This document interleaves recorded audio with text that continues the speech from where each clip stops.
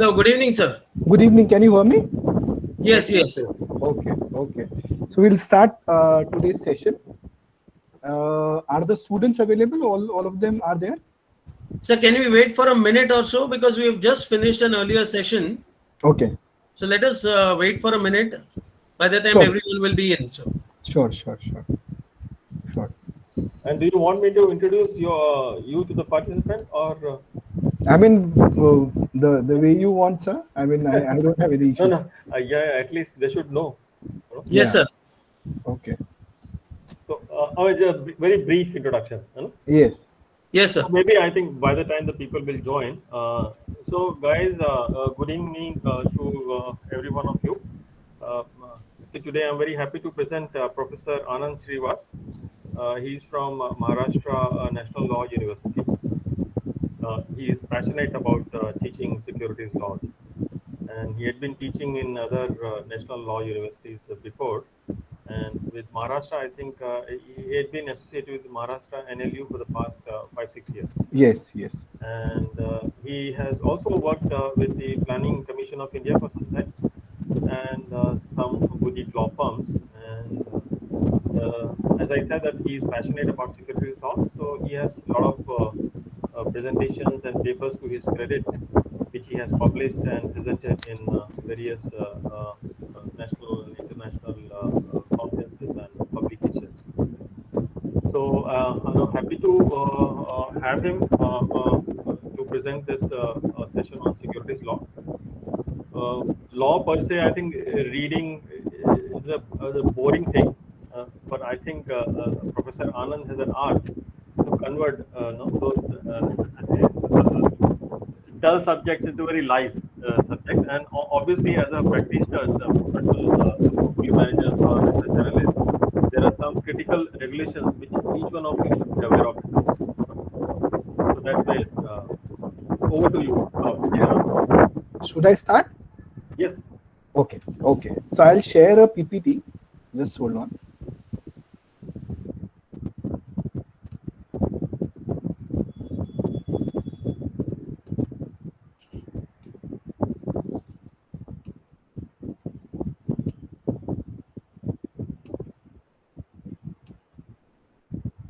If students can see the PPT, is it visible?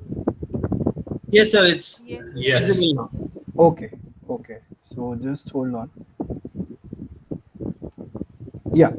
So as you know, today's session that we have is on 3 regulations.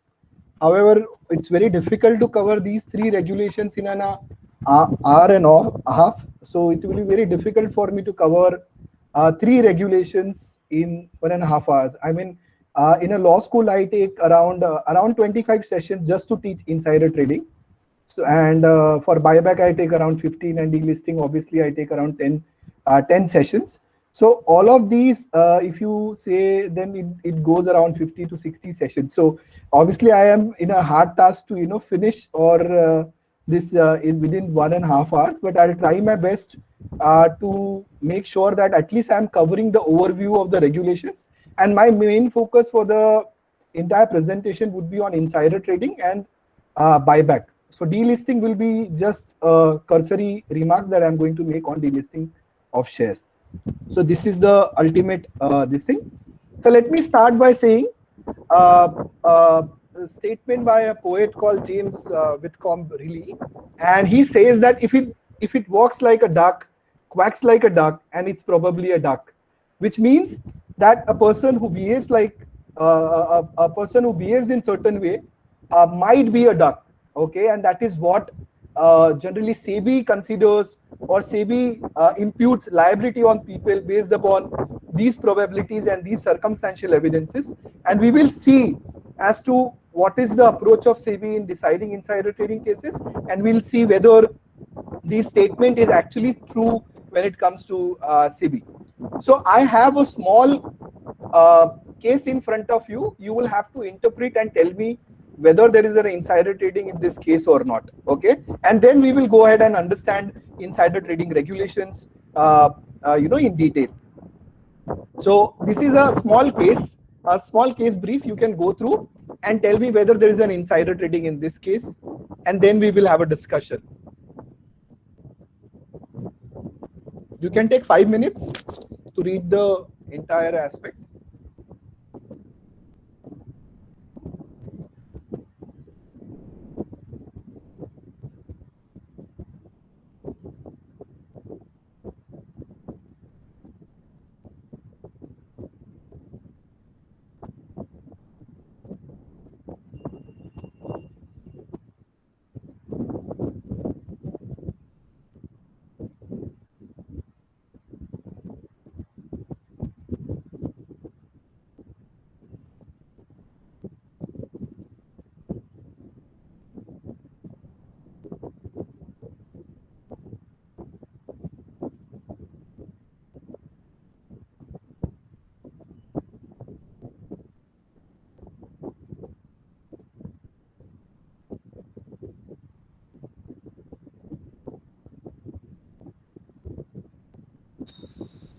Anand sir, great. Yeah? No, it's not a break. I have given 5 minutes to read this case. No, I know it's not a break. Yeah. I was just saying that if you can just adjust the camera a little bit, because Okay. we can't see you your face completely. Yeah, this is Okay, better. Can you see now? Yes, better. Okay. And may I also request you? I think a window or something is open in the room, because I'm hearing an ambient noise of airflow.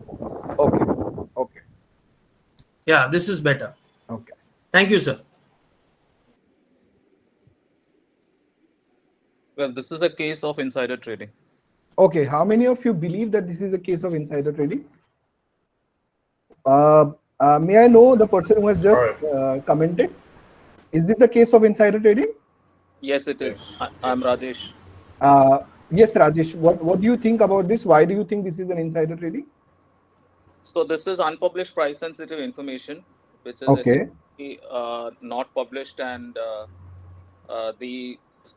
basically there should have been a disclosure or Okay. something, and this transaction has happened without, I'm hoping, without any disclosures. And anyways, it's a related party transaction, so it's definitely an insider trading. How many of you? Is there an opposite opinion to this?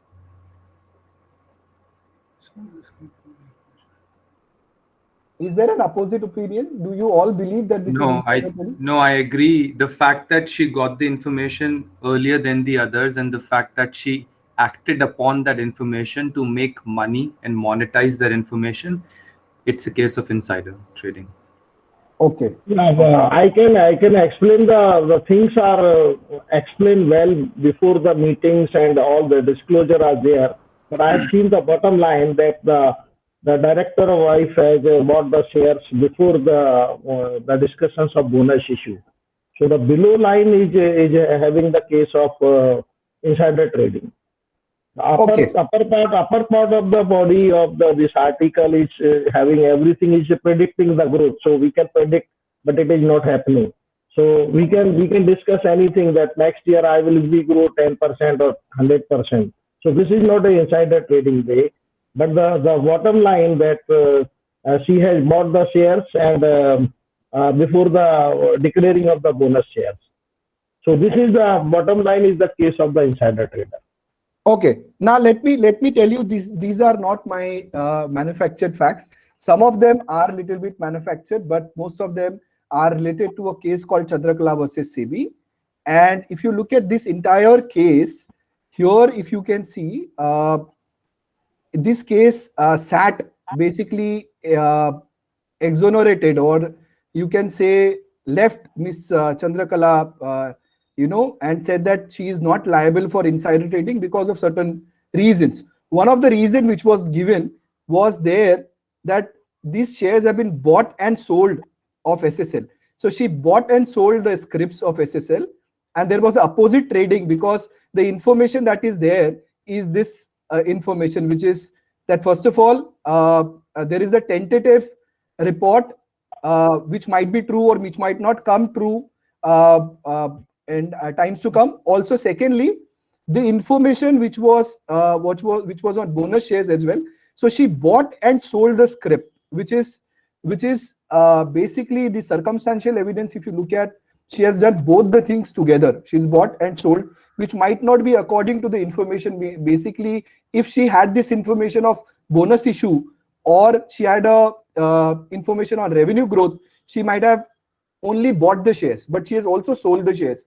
So Chandrakala versus SEBI is one place wherein SEBI looked at the motive of the people and said that motive of Chandrakala, and said that the SAT said that she is not liable for insider trading based upon these conditions.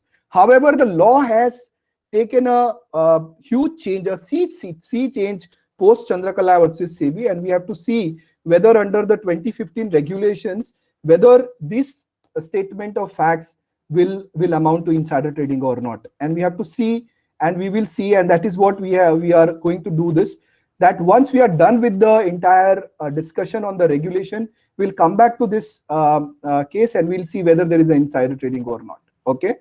So now let's come back to the definition first. Let's understand the basics. Okay. So SEBI has divided insiders into two persons, okay, which are called primary and secondary insiders. Okay. So primary insiders, these are divided into two things, which is connected persons and possession of UPSI. So connected persons are divided into two persons, which are called as primary insiders and the secondary insiders. So primary insiders are the people who are directly or indirectly connected with the company, maybe having contractual fiduciary relationship. On the other hand, there can be some insiders which can be possessory insiders, which might have confidential information, which is a UPSI. Okay, so there might be a situation wherein sensitive information might be there with the person who is possessing the information. And I'll come with some examples also. I have some examples which I have found out from NK Sodhi committee report, which came out on 2013 on insider trading regulations. There are two kinds of connected persons, which are called as current or past connected persons. That means people who are associated with the company right now, or the people that were associated with the company before the trading that took place, okay, 6 months before the trading that took place. And secondly, are deemed connected persons, which the law presumes that the people might have unpublished price sensitive information. Okay, and we will look at these two categories of persons also very much carefully. Now, let me give you a chart as to what connected persons are and basically what do you mean by that. So regulation 2 of the SEBI Prohibition of Insider Trading Regulations 2015 defines connected persons in this manner.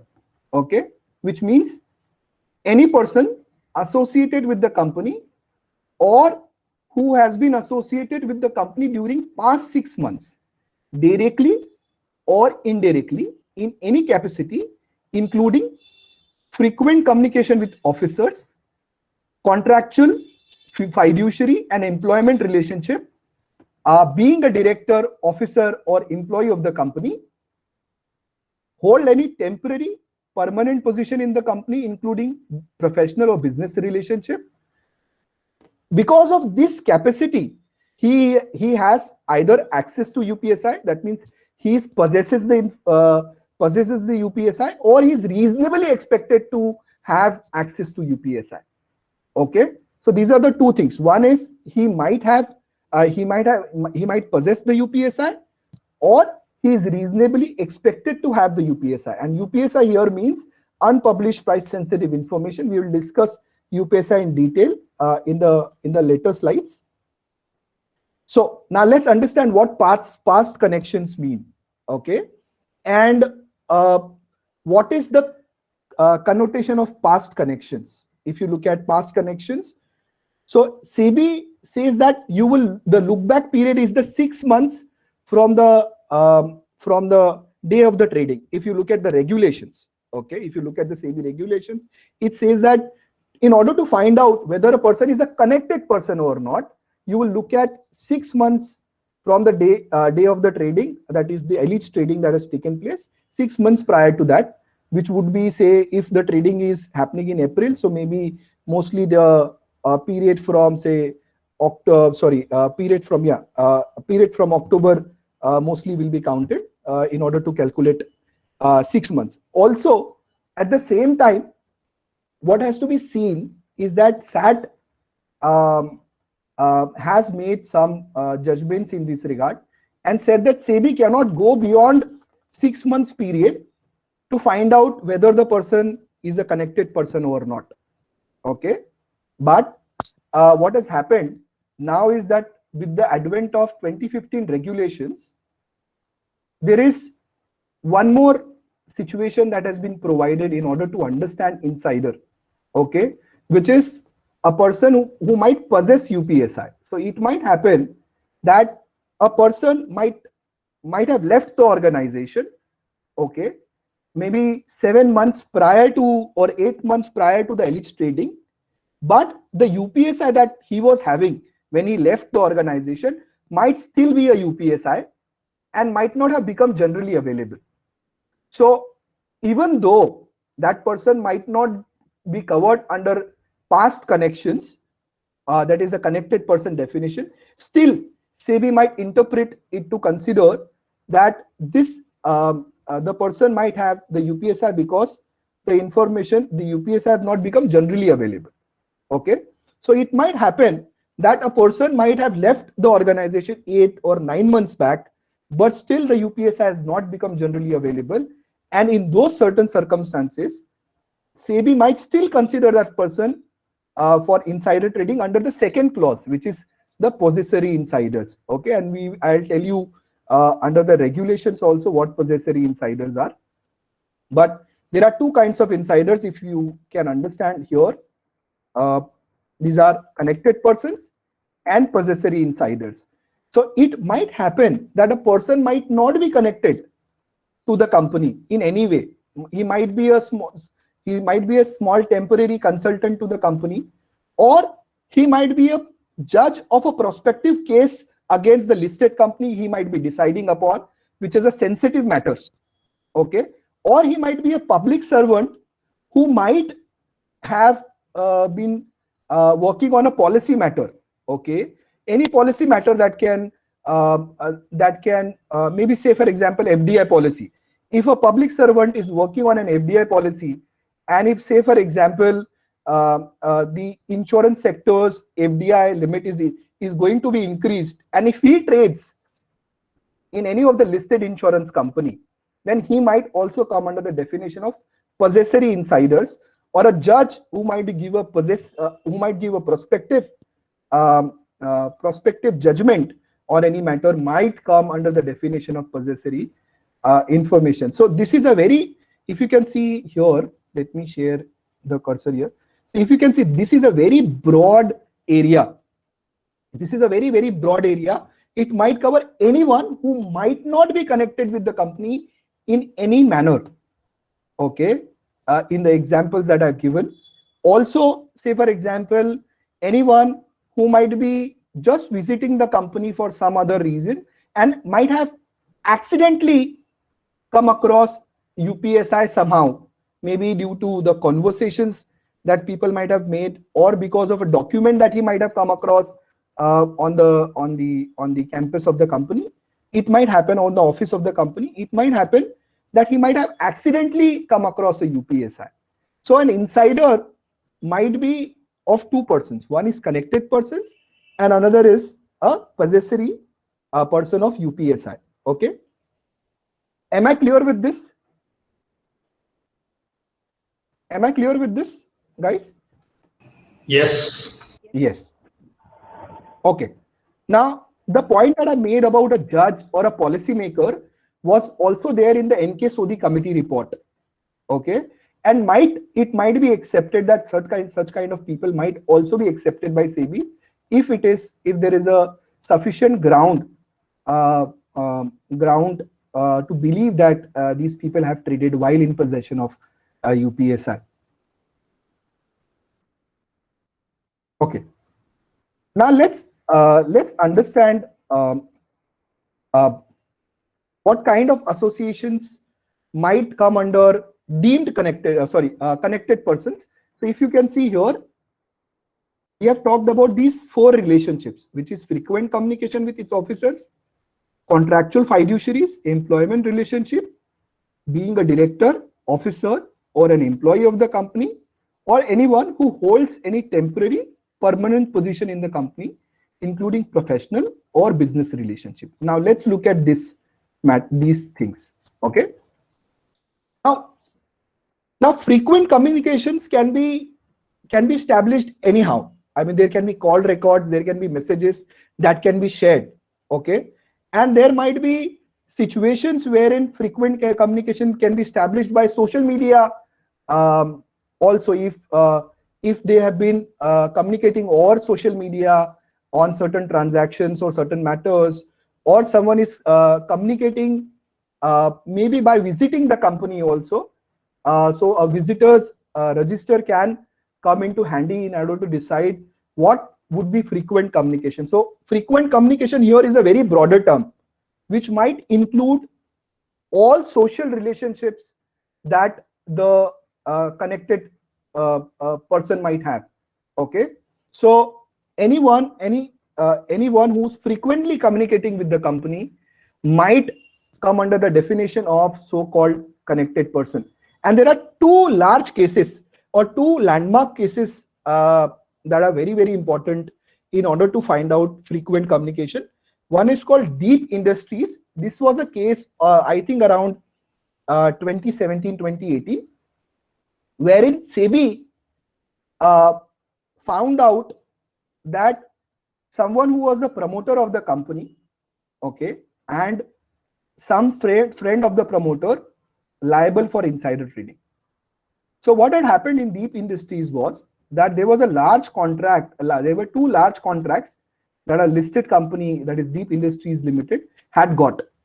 Okay, and one of the promoter of the listed company shared this information on the Facebook page of his Facebook page, and the person who traded on this information was within the friends list of this promoter.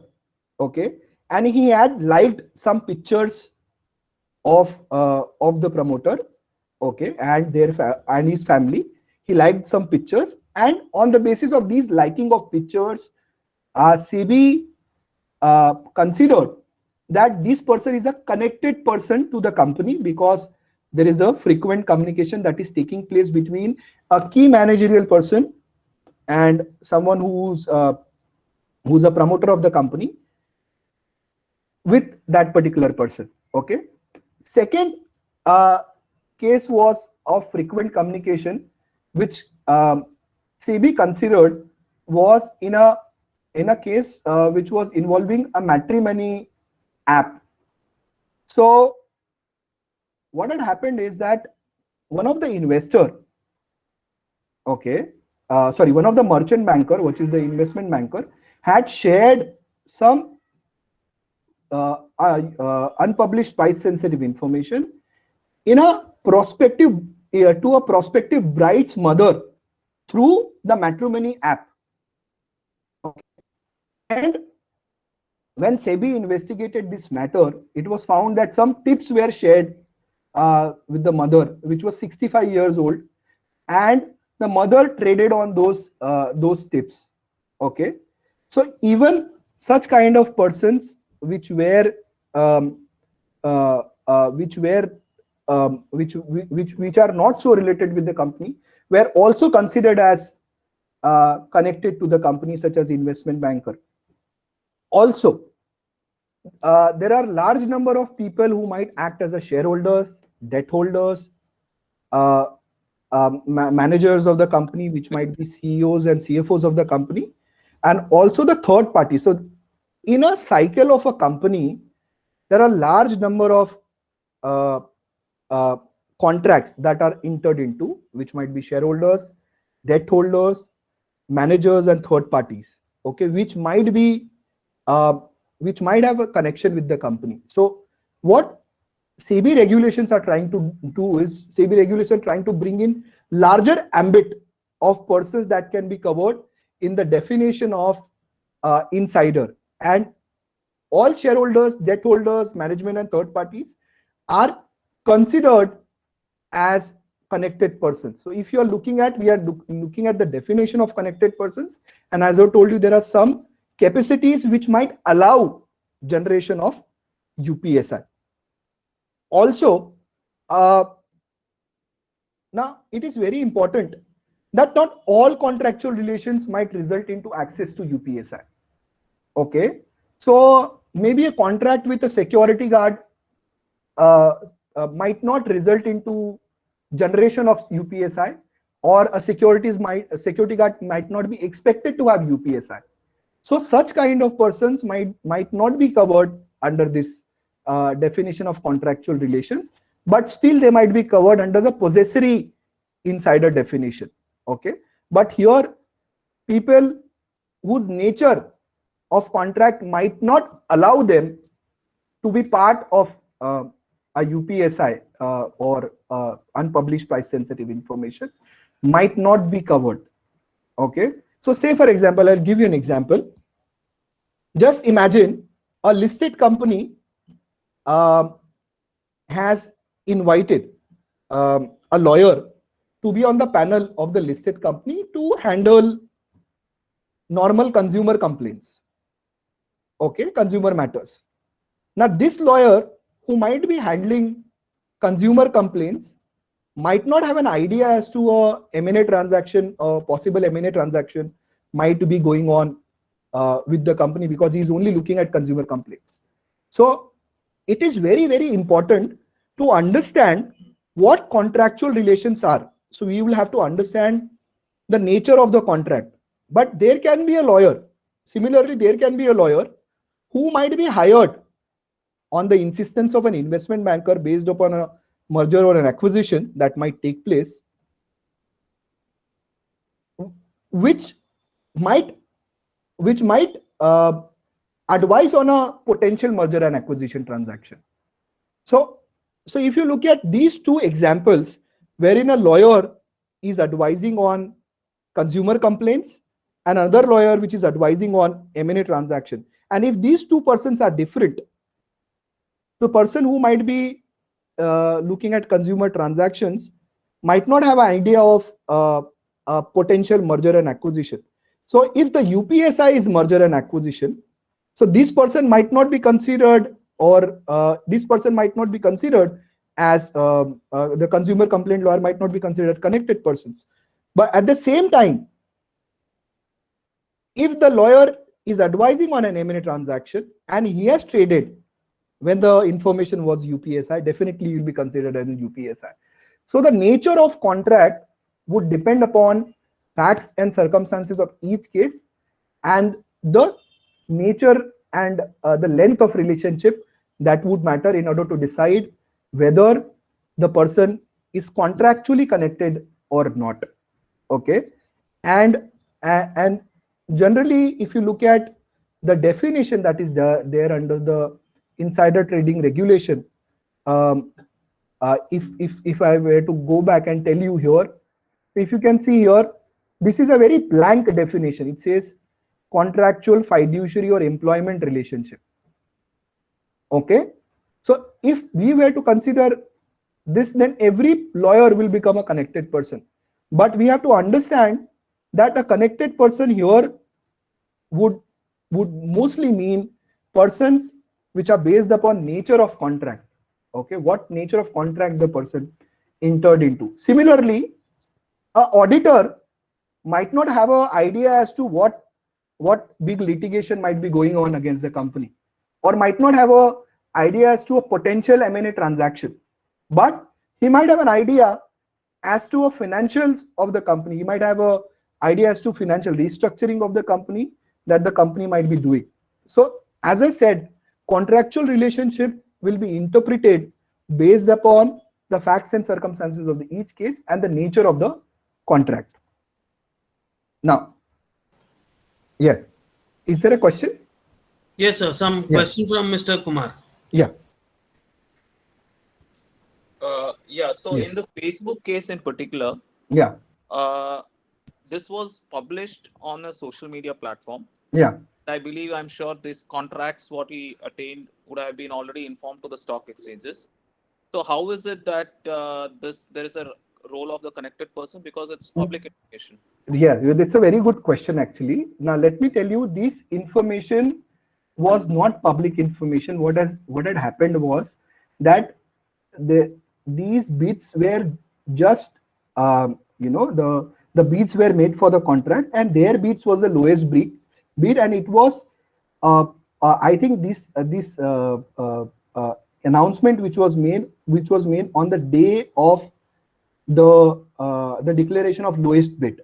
So if you look at the Deep Industries case, it was written that their bid is the lowest bid, and this information was not shared with the stock exchange till the time this UPSI, because a UPSI has to be generally available, and at that time the UPSI was not generally available. Okay. Yeah. So when there was a decision as to lowest bid, only then this information was posted. Yeah. Is there any other question? Yes, sir. I had one question. Yeah. How do you differentiate, or how does SEBI differentiate between deep research and insider information? Like, for example, in your example, if I'm a research analyst or I'm a fund manager and I know this promoter is open on Facebook, I'll go and try and befriend him on Facebook for research purposes, or I might do other sort of surveillance which sometimes funds do. So how do you differentiate between deep research and insider information? Because yeah. Sorry. No, you can explain first, then I'll come back. So no, I said that many funds have the mandate to do that, right? To find information that's not there in the public domain and invest on the basis of that information. No. So we have to understand, because there is a separate bar, and I'll come to the separate bar which is a specific bar which has been provided with, which is that no person, I mean including research analysts, investment advisors, or anybody else, cannot try to procure information which is not publicly available. Okay, so there is a bar on procurement of information from the company. Okay, so you have to first understand, and you have to interpret as to whether the information is generally available. Can you find the information generally available? And if you can say that this information is generally available in the market, okay, which means that the information should be available on non-discriminative basis to all, which might be on a platform of a stock exchange or might be on the website of the company. So you have to realize that you will interpret this as looking at whether the information is generally available. And if the information is not generally available, you're not supposed to interpret that data and put in your research, because that might be that you might be in a big soup, because there is a specific bar under regulation 3 which says communication or procurement of insider information, which is UPSI, cannot be taken. Let me ask a specific example. You'll explain. I'm trying to ask. So, for example, let's say I'm a analyst who looks at auto stocks, right? Okay. And I have formed a network over time with different channel partners, auto dealers and stuff like that, right? And I'm able to, like, I have a subset of them in every city, and periodically I'm able to find out from them how many orders they've placed for from these OEMs, and based on that information I'm able to form my investment thesis on what the auto cycle looks like, and hence invest or not invest in auto stocks. So then is that because this information is not generally available, right? It's available because I've formed this network with these dealers, and they're telling me ahead of time because I'm friends with them or whatever, as to what the inventory, how much they're ordering, how much they're not ordering. So is that permissible, or is that not permissible? No, so that's a very good question. So what needs to be looked at is, first of all, is the information that you are taking is a sector specific information, or this information is only with respect to one company? Okay, and if it's a sector specific information that you have taken out, okay, or you put in your research report, that's okay. But if it's a specific the information is with respect to a specific company, and that information is not generally available, you are not supposed to put that information in your research report.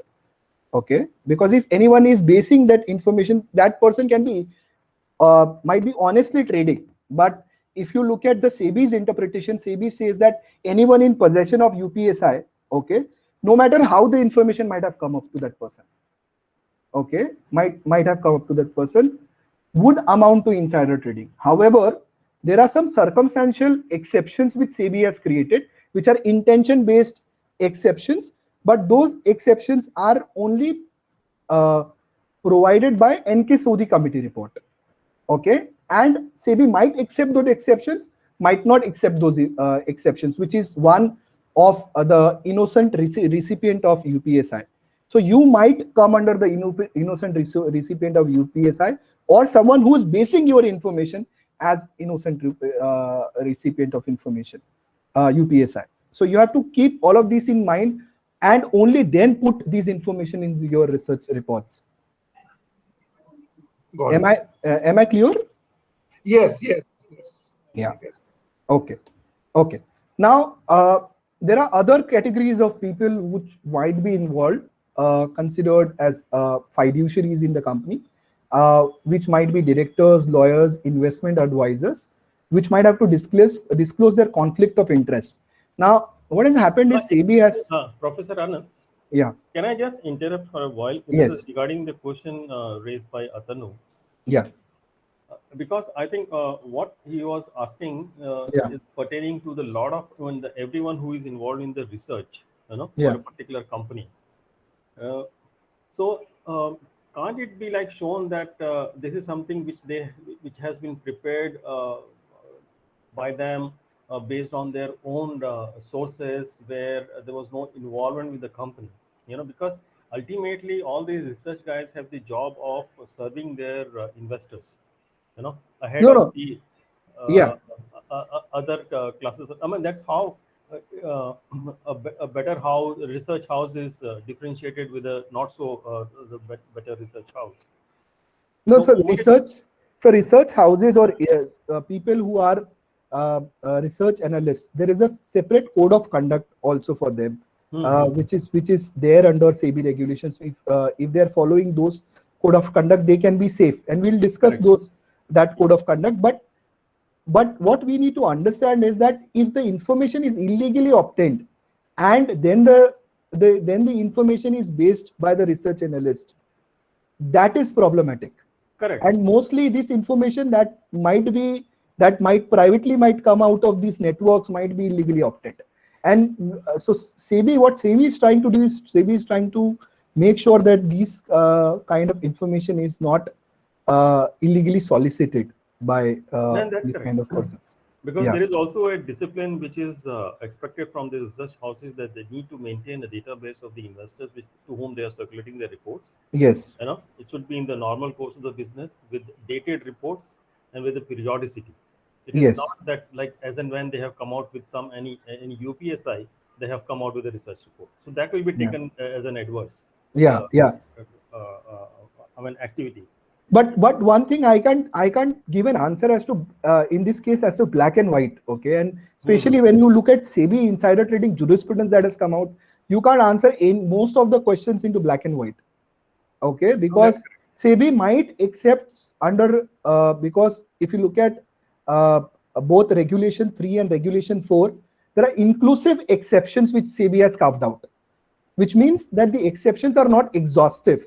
Which means SEBI might accept any other exception which SEBI might feel that this is genuine and bona fide transaction. Right. Yeah. Okay. So you have to make sure that you are keeping such kind of trail. That is coming out to you. Okay.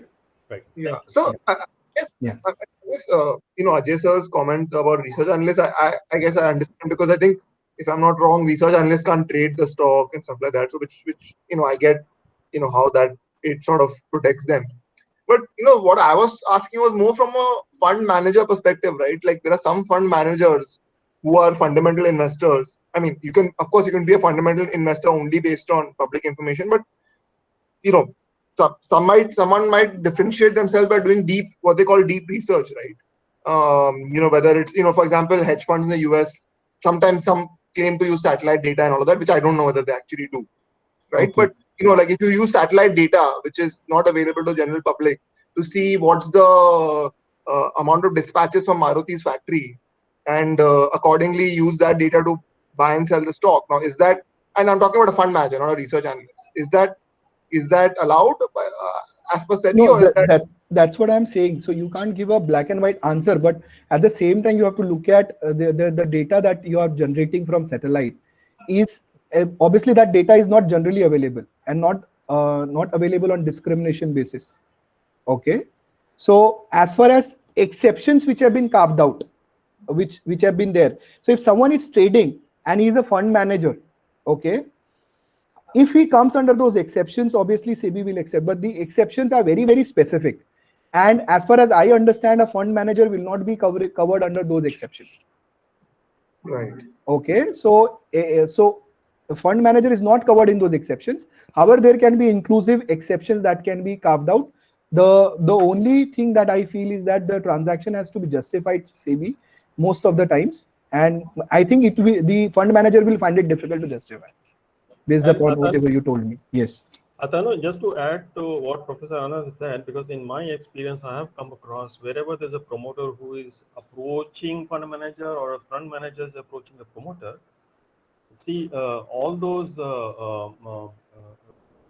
the big fund houses, the first question is that, are you going to tell me something which is not publicly available?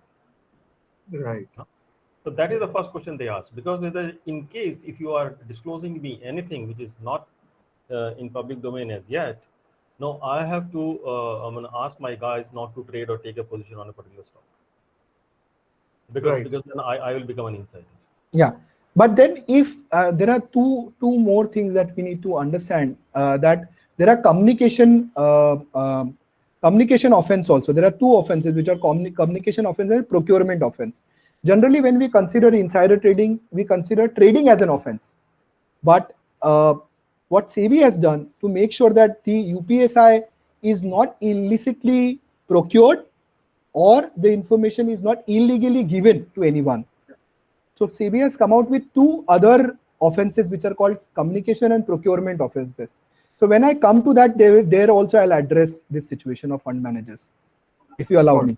So there's only one thing to that. Yeah. That are there separate privileges, mandates, code of conduct for a few people like portfolio managers, fund managers, research analysts? They have different. If a fundamental investor, just what Atanu mentioned, who is not a fund manager, not a portfolio manager, but the one who invests himself or herself with deep dive research, so they don't fall under that category which portfolio managers or fund manager or research analyst falls into. So separate code of conducts are there for that purpose. They are not coming in the umbrella of an investment. No, there is a separate code of conduct. It has to be only established that these people have a fiduciary relationship vis-a-vis the company. Okay. And there is a separate code of conduct which has been provided, and I'll come to that also. I'll share one screen and I'll explain you that also when we come to the end of the presentation. But there is a separate code of conduct. We'll discuss that. Okay. Yeah. Thank you. Now, also there are other relations that we need to keep in mind which are directors, officers, and employees of the company. And in this case specifically, if you can just look at in this case, basically there was a question whether independent and nominee directors should be considered as connected persons or not. And the SAT and SEBI both said that independent and nominee directors are also connected persons to a transaction, but obviously one of the parties said that since independent directors or nominee directors are not involved in day-to-day decisions of the company, so they might not be privy to some of the UPSI. However, SAT had considered that independent directors and nominee directors, bluntly considered that independent directors and nominee directors would be connected persons.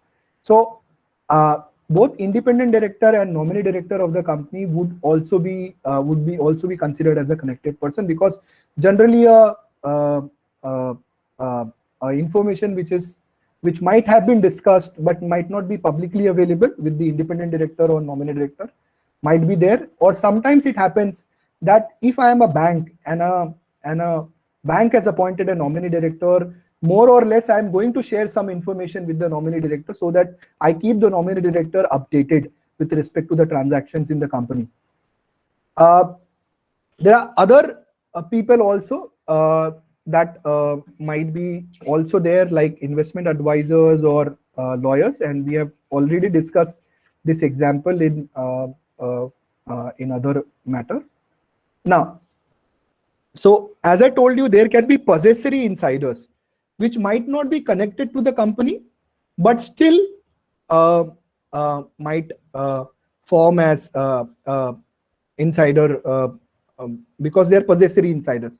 One of the example that I would like to give is there was a specific instance in US wherein a printer company, the person who was printing the documents had come across the takeover documents of the company and had traded on the basis of the takeover documents. Okay, but still the SEC, that is Securities Exchange Commission, considered the printer as the connected person or an insider because he had the possession of a document which might eventually be used by someone. So it might happen that there can be a possessory insider which might not be connected to the company. So the in this reference, NK Sodhi committee report is very, very important. This 2013 report, which says that we have to find out if there is a direct evidence as to whether there is a possession of UPSI. And if the direct information is not available, we have to find out whether the person is reasonably expected to have access, or there is a likelihood of having access to UPSI. Even those cases, it might be considered as a UPSI. There's one interesting case, and I'm telling you the ambit of SEBI, what SEBI is thinking. This is a very interesting case, which is VK Call versus SEBI. It might happen that there might be an investor who might be planning to invest into the company. Okay, he might be in talks with a potential promoter of the company or potential shareholder of the company, but these talks is not privy to the board of directors of the company. It is very much possible, it happens, that an investor might negotiating a takeover with a potential shareholder of the company, and the board of directors might not have a clue as to this. Knowing that this transaction might go through, in this, investor might trade on those shares of the listed company because he's thinking that, okay, he's preempting that I'm going to invest in the company. Obviously, the price of the company might go up, and therefore I might buy the shares of the company beforehand. Even that can be considered as a UPSI. Okay, and that person can be considered as a possessory insider, even though he is not connected to the company. He is a potential investor.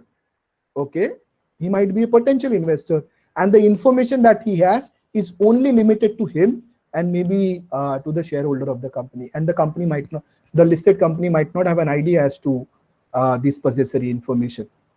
So even such large ambit SEBI has created for the purpose of deciding what possessory insiders can be, and let alone the examples of judges and public servants which I've given, which SEBI might accept. Okay. Now, as I said, that what is to be established before by SEBI generally is that when SEBI thinks that this particular person is a connected person in a matter, SEBI will say that this is a connected person. Okay.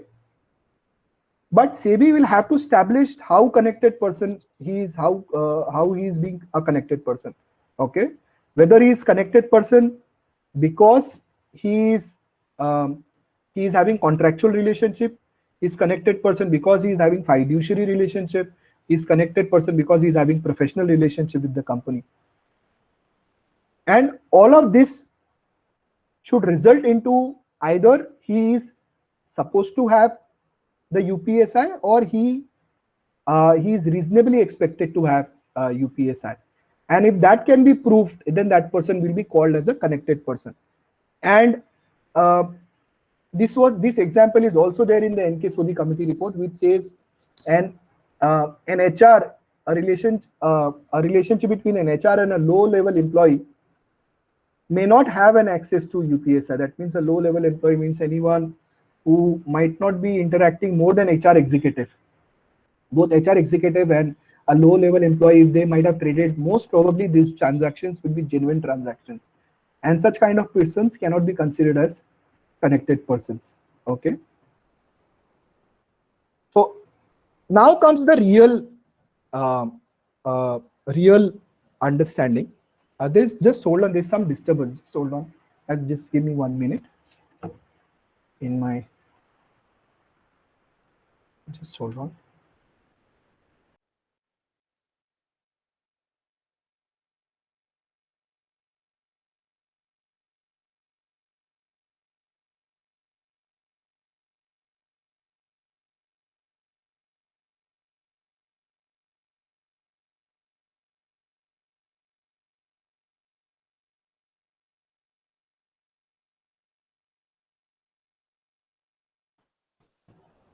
Can you see the screen in front of you? Back? Yes, sir. Yeah. So, so I was coming to this point. Yes. Now this is very important. Now, SEBI has created these two categories of persons for a reason. Okay. One of the reason is obviously if someone is connected to the company, the chances of he being doing a transaction vis-a-vis the company, there is a huge chance that person might be involved in insider trading if he is traded. Okay. So the burden of proof, basically this is a lost term. That means who will have burden as to prove in front of SEBI or SAT. Okay. So if it's a connected person, the connected person will have to prove that while he traded, he did not have UPSI. Okay. So it will be the burden of proof of the connected person to prove that he did not have UPSI, he did not possess, not access.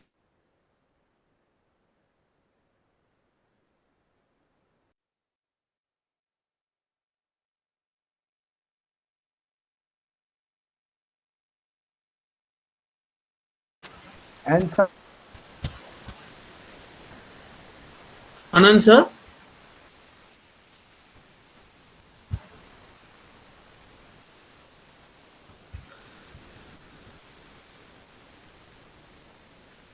Anand, sir, can you hear us?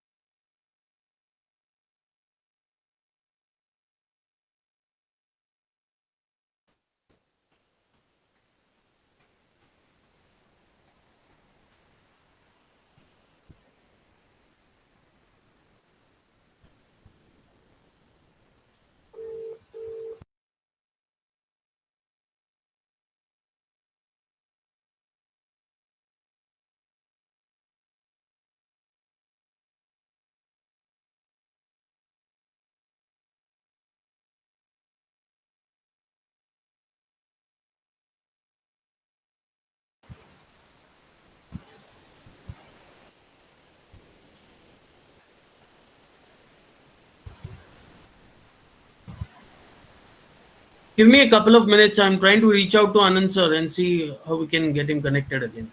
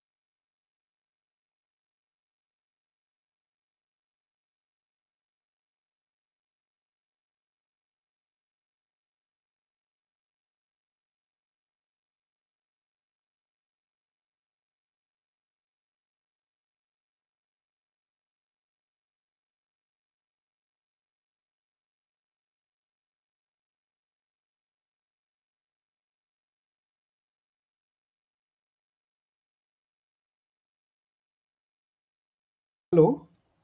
Hello. Yes, sir. Yeah, I'm really sorry. Actually, my Wi-Fi went off, so I'm now using my hotspot. Okay, Just okay, sir. hold on. Okay. Not a Sorry. problem. Yeah. So I'll just. Can you see the screen now? Not yet, sir. Okay. Okay. Just hold on.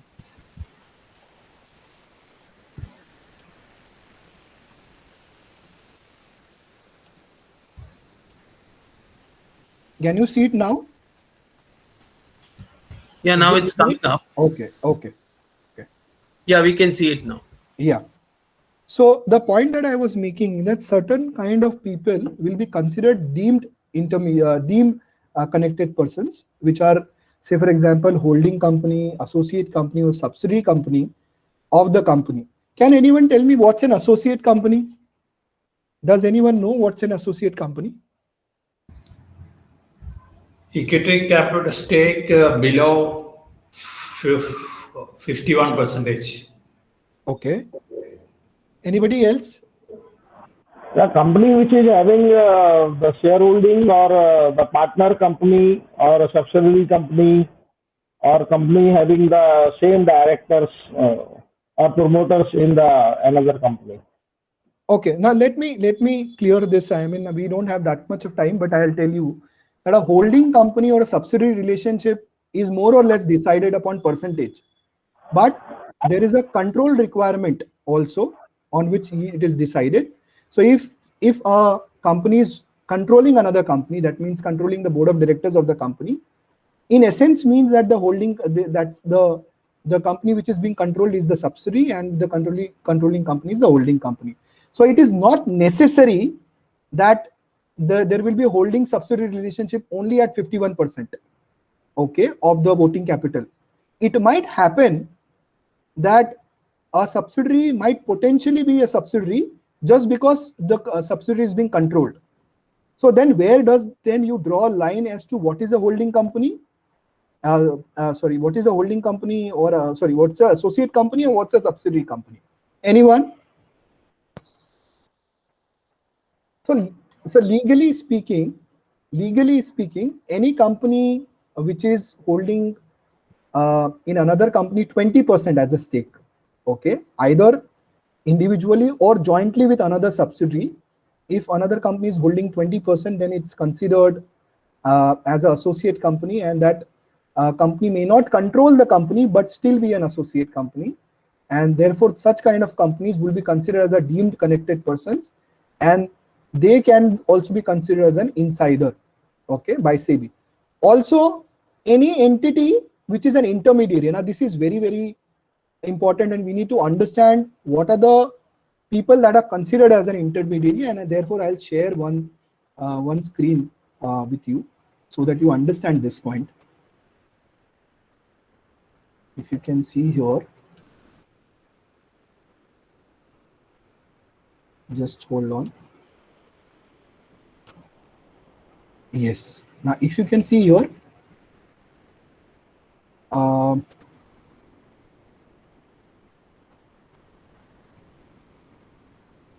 Section 12 of the SEBI Act defines what are the people which are considered as intermediaries. Okay, and it is important that we understand this properly.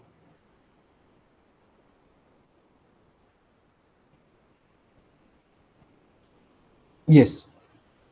Now, all of these people that you see here, including a stockbroker, sub-broker, share transfer agent, banker to an issue, trustees of the trust deed, registrar to an issue, merchant banker, underwriter, portfolio manager, investment advisor, and any such intermediary which may be associated with the securities market. Okay, any other intermediary which may be associated with securities market would be included here. Okay, so if we come back to the presentation, so you realize that all these categories of people will be considered as intermediaries and deemed connected person, which in essence means that the burden of proof will be very high on these people, because they are anyway associated with the securities market. They are anyway associated with the listed company.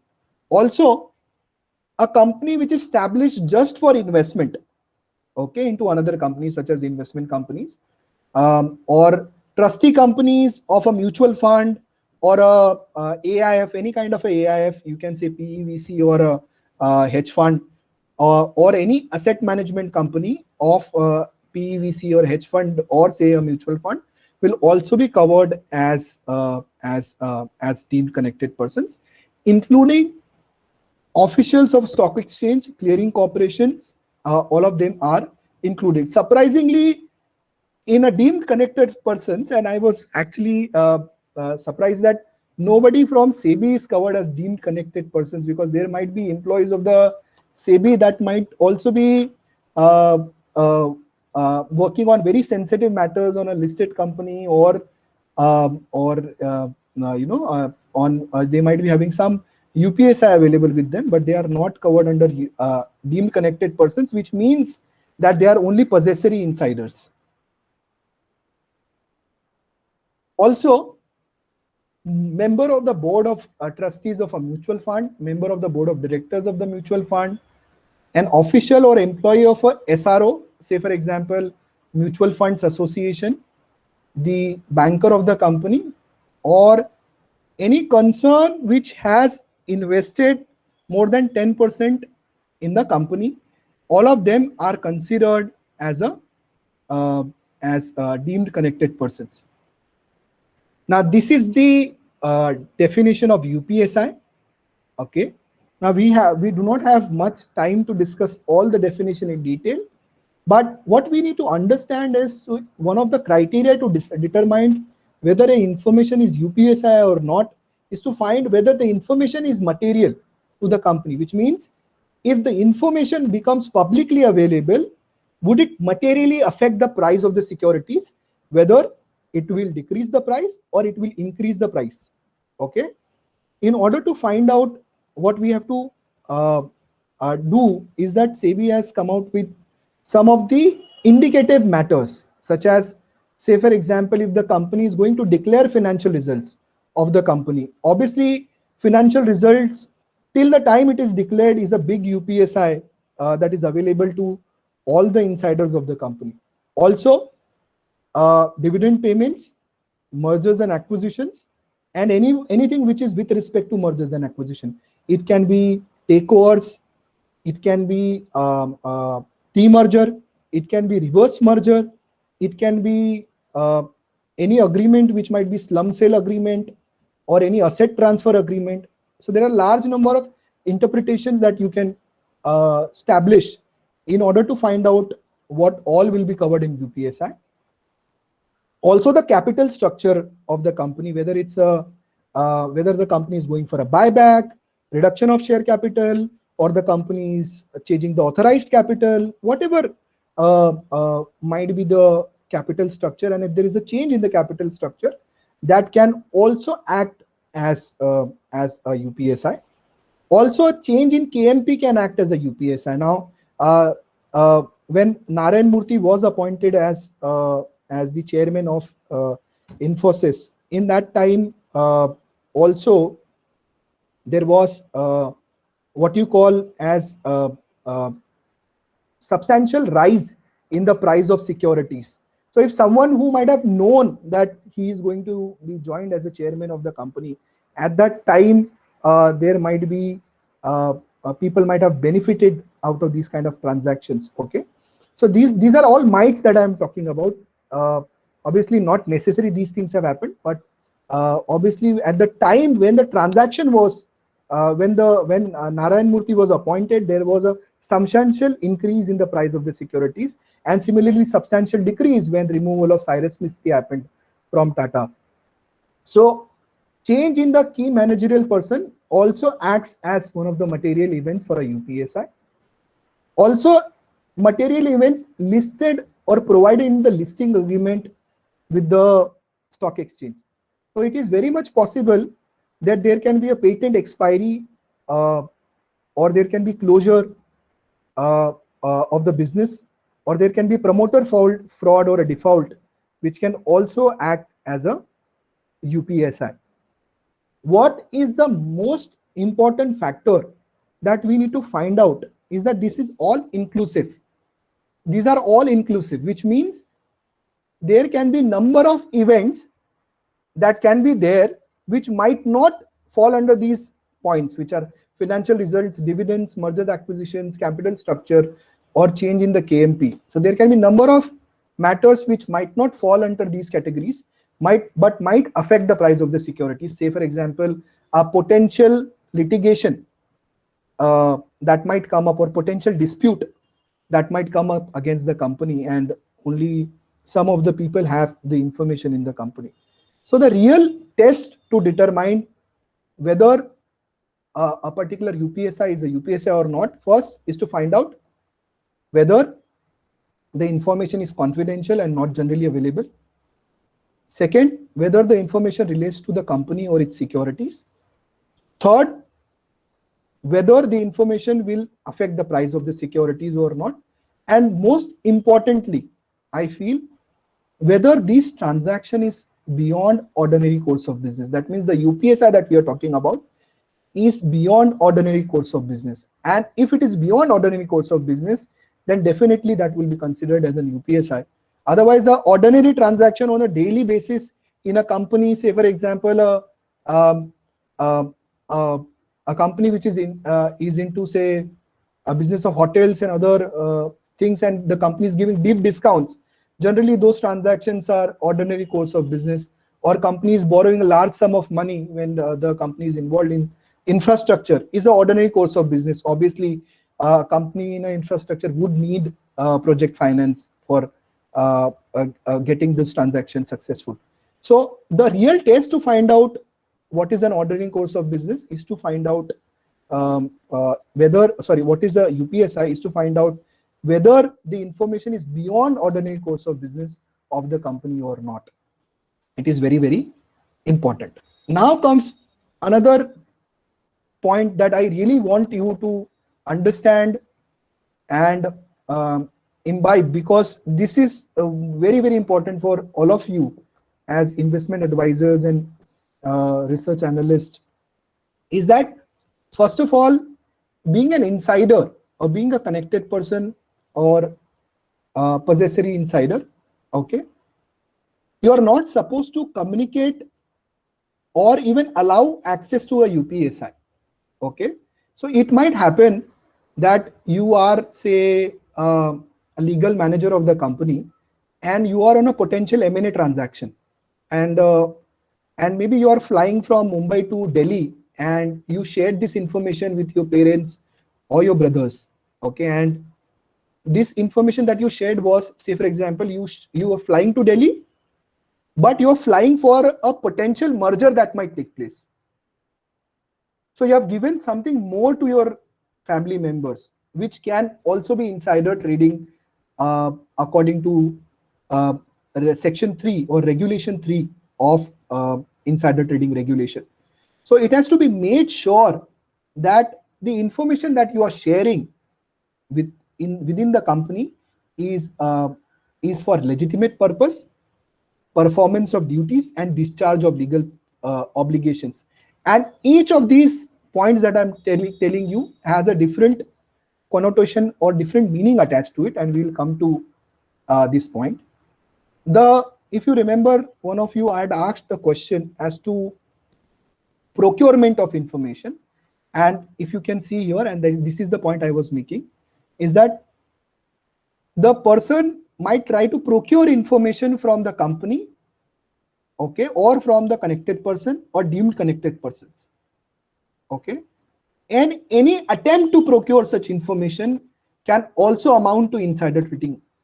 But if it can be shown that that attempt is for a legitimate purpose, performance of duties and discharge of legal obligations, then that person can be safe. But the contours of legitimate obligations, performance of duties and discharge of legal obligations is very, very limited. It's a very narrow interpretation that SEBI takes in order to find out whether the purpose was legitimate or not. Okay, let's look into some of the examples of this. Okay, a clear example of this case is Rakesh Agarwal SEBI, wherein for a joint venture to be successful, the MD of the company asked the brother-in-law, his own brother-in-law, to buy the shares for a joint venture to be successful. Now, the shares which were bought because there was a potential joint venture that was going to take place, and this information of joint venture was shared with the brother-in-law because the success of joint venture was dependent upon buying of shares by the brother-in-law. So this is one example of legitimate purpose. What has to be seen is that when the information is shared by a connected person or by an insider, in order to give legitimacy to that sharing, it is very important that there is, first of all, trail of information that you have created. Secondly, you have made an NDA with the particular person. That means, say, if there is a potential financial restructuring of the company that is taking place, and you shared some financial information with auditor of the company. Now, this communication with the auditor or the procurement by the auditor of some information is protected, provided there should be a disclosure agreement between the auditor and the company. So it is very important that in order to show that there is a legitimate purpose for which the information was shared is protected because there is an NDA. So what SEBI is trying to do, as I told you, is to protect UPSI more, probably not to make that UPSI selectively available. And if that information is selectively available, SEBI has a problem with that. Also, if the information is shared for an expert opinion, so it has happened in one of the cases wherein some information where with respect to Tata Group were generally shared with Ratan Tata, and Sairath Mistry in one of the cases alleged that all the information goes to Ratan Tata. Wouldn't this fall under section 3, which is communication of information? But it was interpreted by SEBI that the information which was given to Ratan Tata was given to ask expert opinion of him. So it might happen that the board of directors of the company or the key managerial persons of the company might ask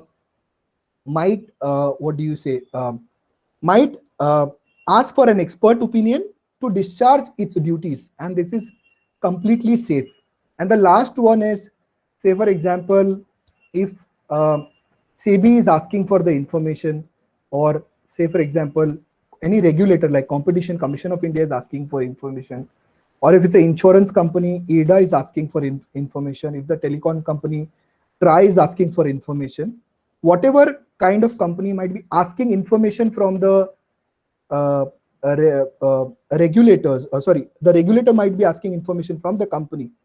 And if you share that information with the regulators, these are all protected communications and procurement which would not fall under UPS Act.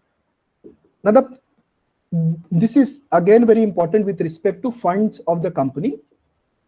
Can you see the screen?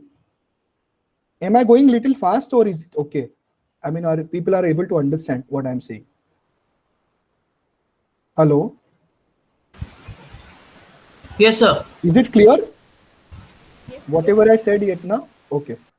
Now, this is an exception, and this is an interesting exception which SEBI has created. If a transaction, if there is information shared on a potential takeover, okay, so that the next company takes an informed opinion on the takeover. So it might happen that, say for example, just an example of Sun Pharma and Ranbaxy. So if Sun Pharma acquired Ranbaxy long time back, just imagine that some of the information might have been shared by Ranbaxy to Sun Pharma, because Sun Pharma wanted to acquire Ranbaxy, right? So there might be some due diligence which might be done by the investment banker for such a transaction to take place. Now, whatever information is shared for that transaction to take place, because certainly all public information may not be sufficient to get this transaction over. So it might not be sufficient that whatever public information Sun Pharma might have with respect to Ranbaxy, because takeovers generally would have in-depth analysis of that particular company, in-depth investigation into the affairs of the company to find out some matters which might affect the transaction. Okay. So therefore, in such cases, Ranbaxy sharing information with Sun Pharma is completely okay. Okay. Now, this is a case of an open offer, okay, wherein there was a takeover done. You know that what is open offer? Everybody? Do you know what is open offer? What is an open offer? Anyone? Come on, fast. If a group acquiring more than 26% in a company, then they have to compulsorily give an open offer to the public for acquiring another 25%. Another 26%. Yeah. Another. So if you are acquiring more than 25%, you have to give 25%. open. Yeah. So another 26%, you will have to give an open offer to all the public shareholders to exit from the company. Okay. Now this obligation is on the acquirer. Okay. So the first case, if you can see this first case that I'm talking about, is an open offer case. Okay. And generally the information here is available selectively, whatever information has been shared. Okay, this is one. The board of directors will have to form an opinion when they are sharing the information that the information is shared in the best interest of the company, and that is very, very important for us to realize. Second is that if the information is with respect to not an open offer, that means it might not be, a transaction might not be 25% or might not exceed the creeping acquisition limit, which is 5% per year, or might not trigger a controlling trigger under the takeover code, but still be covered here. Okay, which is when the company is acquiring another company, but that acquisition of shares is below the takeover triggers, which are under the takeover code. In that situation, whatever information has been shared has to be shared with respect to best interest of the company. Okay. And also this information needs to be publicly available 2 days prior to the proposed transaction. So let me ask you why that there is one here that they are asking that there has to be best interest of the company, the information should be shared. But here there are two conditions. One, there is the transaction should be in the best interest of the company. And second condition is that 2 days 2 trading days prior to the proposed transaction, it should be made publicly available. Okay. Can you tell me what is the reason why this is there as a differentiation? Anyone? Anyone who can tell me?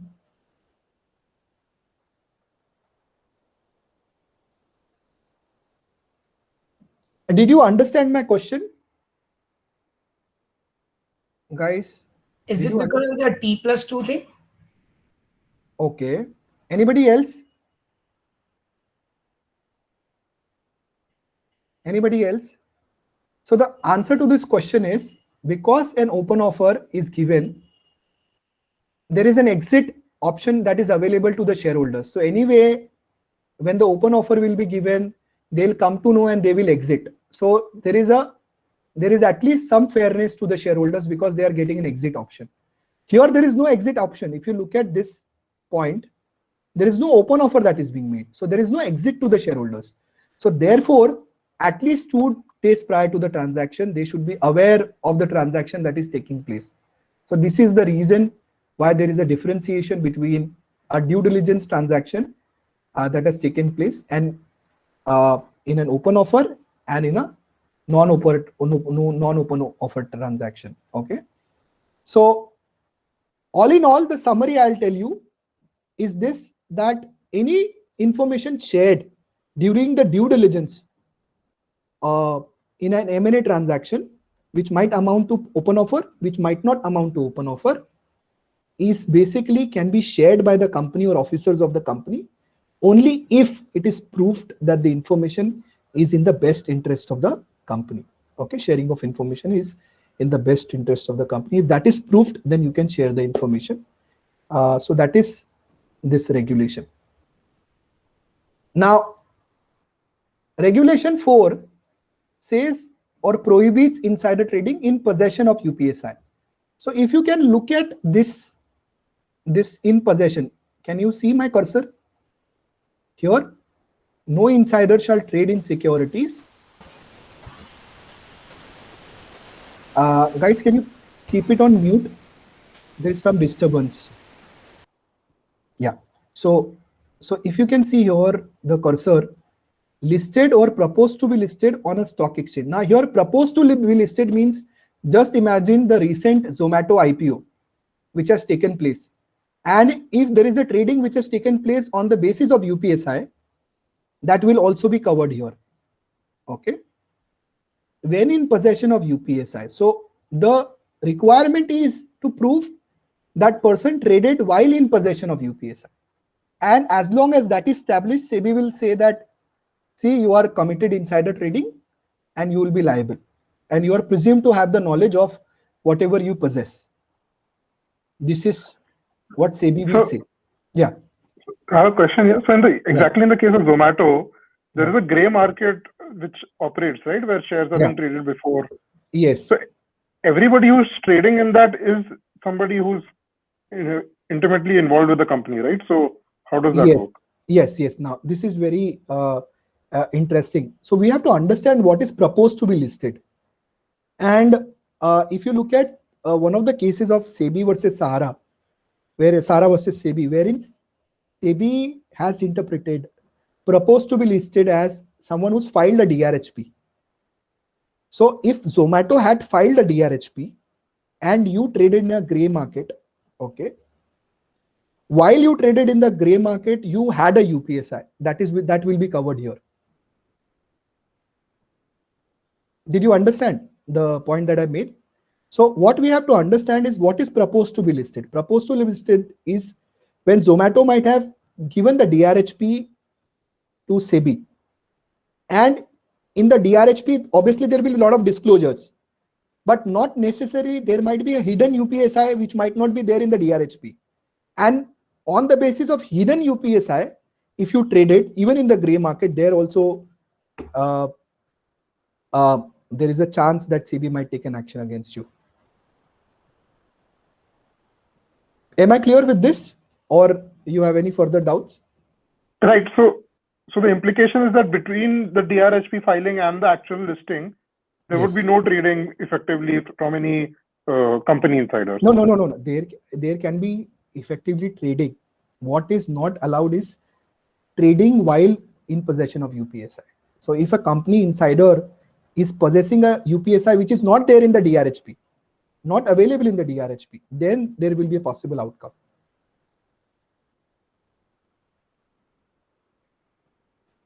Am I clear with this? Am I clear with this? Should I move ahead? Hello. Yes, Yes, sir. yes, sir. Okay. Now comes the point where I would tell you to decide whether the first incidents that we discussed, the first case, whether it's insider trading or not. Okay. So that will be the point. We will cover it in the next 2 slides after these 2 slides.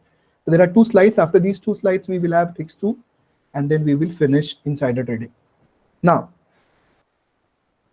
if the transaction is an off-market inter-se transfer, okay, between insiders who might possess the same UPSI, that means the person, if the transaction is between 2 promoters, just an example, and both promoters has the same UPSI, okay, that would be protected here, and that transfer will be protected under the insider trading regulation.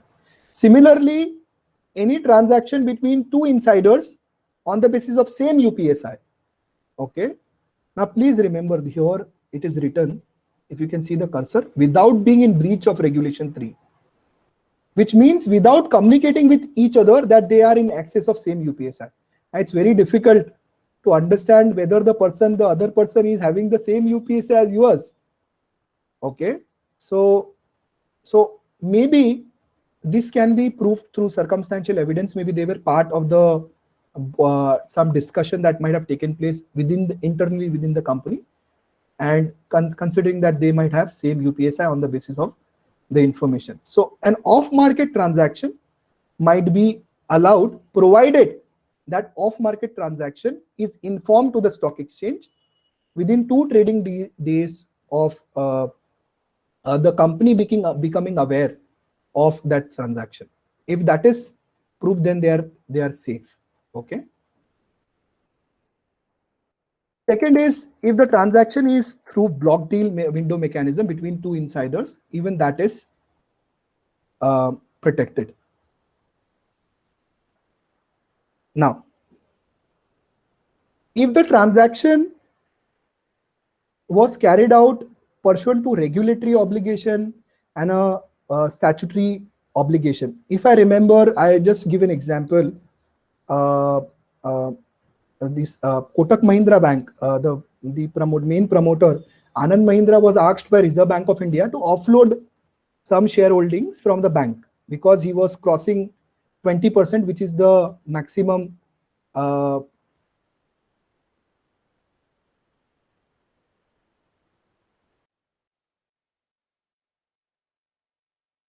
security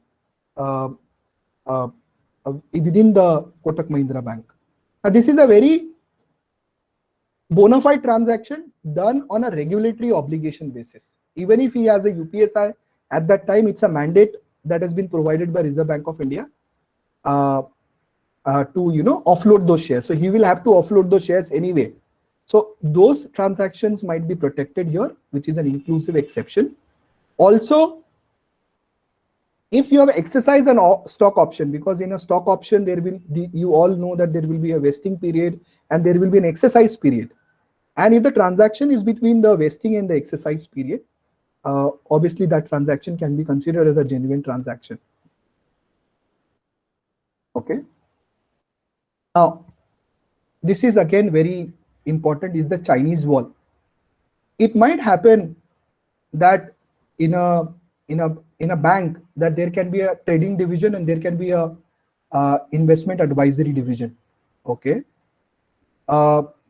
It might be possible that the investment bank, investment bank might have a UPSI of a possible merger or an acquisition or a takeover, and might slip this information to the trading team of the bank. Okay. And therefore SEBI has said that there has to be a wall between the investment banking division and the trading division.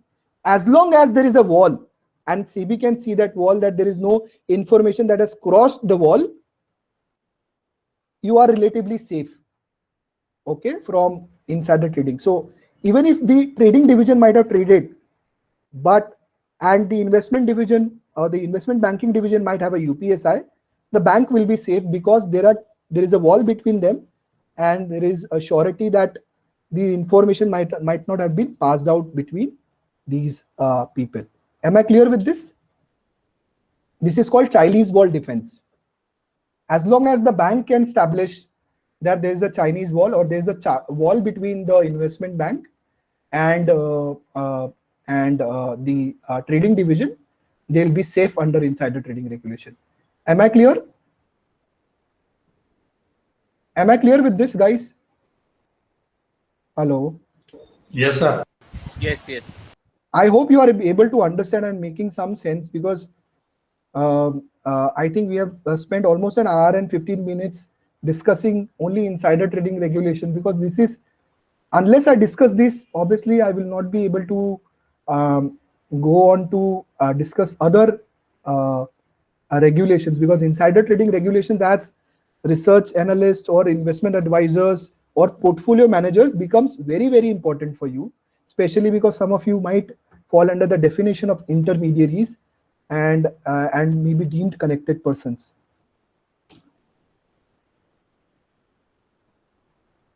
The last exception that SEBI recognizes in the regulation is if the insider trades on a trading plan.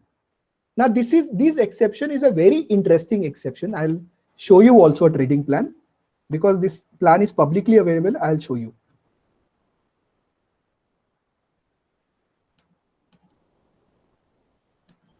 Just hold on. Where is it? Just hold on. I'll just show you.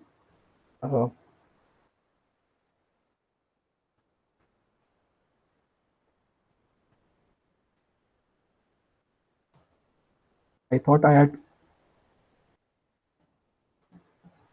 already downloaded the plan, but now it is missing.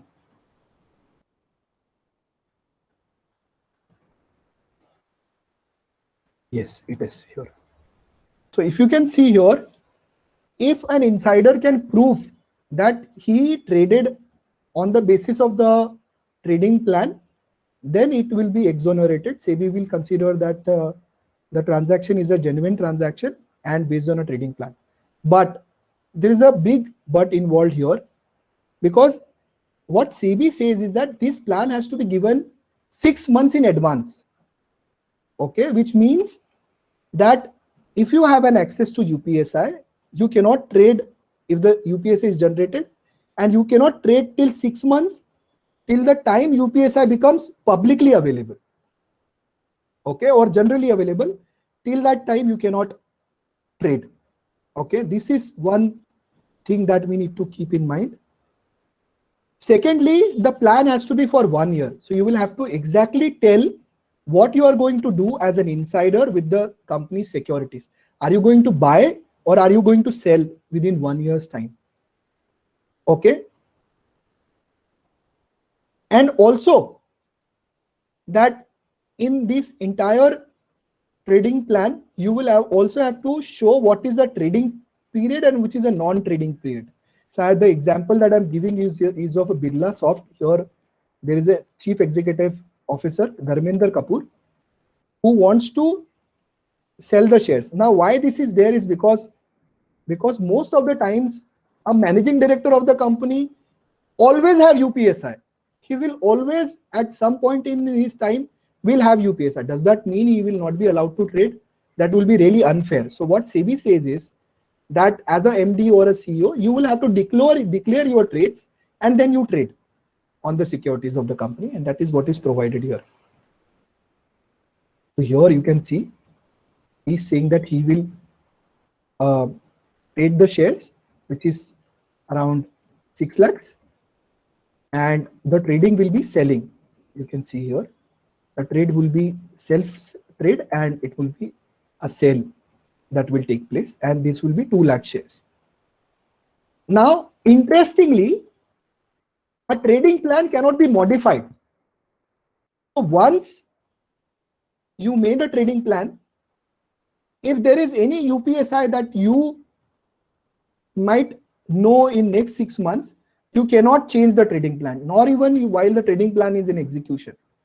So this trading plan has to be provided to the compliance officer. Compliance officer in return will provide it to the stock exchange. But there has to be ditto adherence to the trading plan. If you even change the trading plan little bit, you will end up violating the SEBI insider trading regulations. It's very strict. So you cannot violate trading plan in any case. So this is one which is very much criticized publicly by many people, that this is not good. Okay. Now this is the last. Yeah. Sorry to interrupt, because Yeah. I think we have overshot the time. Yes. I mean, because I think all the participants have been like in the class since morning. You know? Yes. So, Yes. Yes. I completely so understand. what I am suggesting is that for the rest of the presentation, we can Yeah. share with all the participants. Yes. And my request to everyone would be, let them go through it. And in case they Yes. want separate sessions to conduct, in case if they have any doubts or they seek any clarification, they can let us know. We can arrange that. Yes. I'll just put my concluding remarks. Yes. Okay. If you allow me. Yeah. So, yeah. So the last, as I told you, trading plan is the last statutory exception. But NK Sodhi committee report said that these 3 exceptions can also be accepted. And also other exceptions which might be inclusive. So as I told you in the earlier also, it is very much possible to show to SEBI that your transaction is bona fide. Maybe the transaction is ordinary course of business, or the transaction is genuine transaction. If you show to SEBI, SEBI might accept your contention. But as I told you, the answer to the question is not black and white when it comes to insider trading, because SEBI has created a jurisprudence wherein the answers are case-to-case basis. And the answer to our first case was opposite trades. So opposite trades, if you can see Chandrakala versus SEBI here, the point that I mentioned, she bought and sold. So it may be probability that SEBI might accept this defense, which is an intent-based defense, that she did not intend to violate the insider trading regulation. So also innocent recipient of a UPSI might have traded on the basis of the research report or research analysis. Even those innocent recipient might be protected. I am saying might be protected because, as I told you, there is no black and white answer. SEBI might look into case-to-case basis. But NK Sodhi committee report says that an innocent recipient should be protected, and SEBI might take a reference of NK Sodhi committee report. So thank you all. I have one question. Yes. Since you mentioned the investment advisor is also a deemed connected person, Yes. you're referring to the retail investment I think advisors. some problem. Sorry. Professor Anand. Anand sir, you are there? Yeah. Yes, I'm there. Can you see me? Hello. Yes. Hello. So meanwhile, I think we'll Yeah. share his presentation covering buyback and delisting. Please go Yeah. through that because this was very critical from the business perspective in insider trading regulations. See, buyback and delistings are basically the product-oriented regulations.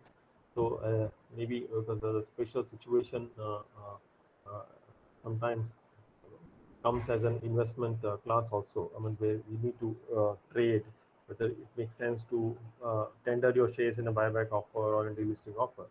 So from that perspective, we had included those regulations. But nevertheless, I mean, those are obviously the part of this presentation. So please go through it. Yeah. And in case of any Yes. doubt, please let us know. I mean, we'll be happy to clarify all those things. Just let me answer his question. So, Yes, they will be included. With this, I think we close the session. It's already like closer to 6. I mean, thanks for your Yeah. patience and Thank you so much. Thank you. Patient listening. Yeah. And, Okay. Okay then. let's, meet next week. So the retail investment advisors also would be included. Is that what you're saying? Yes, So yes, Dhiren? yes, yes. They'll be included. They'll be included Okay. And because the they only will also fall justification- under here. No, Yeah. so Sumit only from IT. the I only think we can justi- close this meeting now. I think Ajay cannot hear us. Okay. So Ajay sir, Okay. Dhiren here. Let Anand sir respond to Rajesh sir's question and then we'll close if it's okay. Ajay sir can't hear us, it seems. Anand sir, request you to please respond to Rajesh sir's question. Yeah. Then Yeah. as we discussed, we'll take this forward based on the questions. No, so the answer is the same. I'm telling that these investment advisors will be included because they'll be covered under investment advisors regulations, and anyone covered under investment advisors regulations will also be covered because they are registered as investment advisors. but they would not And be they have fiduciary having position. Okay, yeah. As far as a They- fiduciary, yes, they have a fiduciary obligation, but they would Yes. not have the only. Basically, they would have to prove that they don't have any UPSI. Right? Yeah, definitely. Yes, yes. Okay. Absolutely. Yes. Okay. Okay, then thank you so much. I think Thank we you have all. one more. We have one more question. Hello. Yeah. Hi, Yes, sir. Prasad sir, please proceed. Yeah, I have one question. This is not related to Indian market, but related to US market. On the day of Pfizer vaccine was announced, the Pfizer director or CEO sold his shares according to a pre-plan. So would SEBI look at such coincidences in a planned submission? Definitely, the SEBI will look at because SEBI will consider whether the information is generally available. And just because you have declared doesn't mean that that information is generally available. You have to give some time to information to become generally available. So Yeah. even if you share it with stock exchange, at least 5 days or 2 days will be there to make it generally available. Okay. Yeah. I have one question. Yeah. Nowadays, the board announcement is having a lot of circular, like window is closed for the trading. Every time there is a circular in the company announcement that window is closed for the trading for those who are having the UPSI information. Yeah. Yes. So this So, is the so protected shield. These companies are providing to shield. no, it's a, no. It's a mandate. It's a mandate under the SEBI regulations and the code of conduct that for if the information is UPSI, in those certain circumstances, the company will have to the compliance officer of the company will have to close the trading window. That's a mandate under the SEBI regulations. So, but nowadays it is every company is having 1 month. Because there might be probable UPSI might be available with the company. Therefore, this is happening. Yes. Okay. So all companies not submitting. I have seen very few companies are uploading that circular. Okay. Okay. No, but it is a mandate that the compliance officer. Before the quarterly result, I have seen, or before the result announcement, every company nowadays is having the company announcement in that the trading window is closed for the employees and the directors. As I told you, the code of conduct under the SEBI regulations mandate the compliance officer to close the trading window when the financial results are declared. Okay. Okay. Yeah, it's a mandate. Yeah. Thank you. Okay. Should we close then? I think we are past 6. Yes. Yeah, we are Yes, past. sir. Anand sir, Okay. thank you very much, and sorry to cut the session short, but I hope you understand.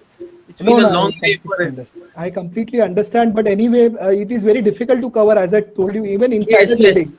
In Yes. one So, session. Yeah. so the best way is that once we receive your presentation, we'll Yeah. circulate it with the students, and we'll come back with a short list of questions.